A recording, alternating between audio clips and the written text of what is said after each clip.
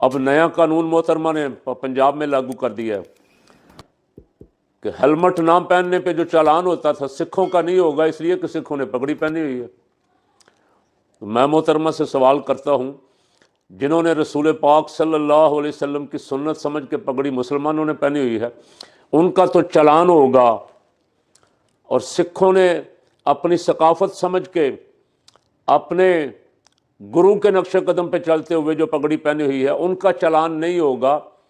एक शहर, एक सूबा, कानून दो। फिर कहती हूँ मेरा घराना बड़ा मजहबी घराना है। काश मोहतरमा पहले ऐलान करती कि पगड़ी वाला जो है उसकी पगड़ी को ही हेलमेट तस्वर किया जाएगा। आज समझ आई हेलमेट की अफादियत पे दरस देते हुए। काश कभी तुम्हारी ज़ुबान से ये निकल जाए कि मुसलमानों के पैगंबर सल्लल्लाहु अलैहि वसल्लम ने पगड़ी क्यों बांधी और पगड़ी बांधने का अपने मानने वालों को क्यों फरमाया। आज समझ आई ना, हेलमेट बचाव करता है, सर बच जाता है, जान बच जाती। तो गर्मी सर्दी में हमारे बुज़ुर्ग सूफिया, बल्कि हमारा पंजाब का कल्चर भी था पगड़ी।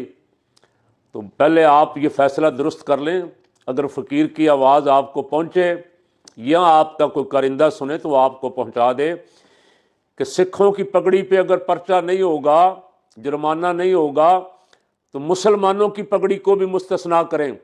अगर मुसलमानों की पगड़ी पे पर्चा होगा और सिखों की पगड़ी पे जुर्माना नहीं होगा तो मोहतरमा बहुत बड़े फतवे की जद में है आप।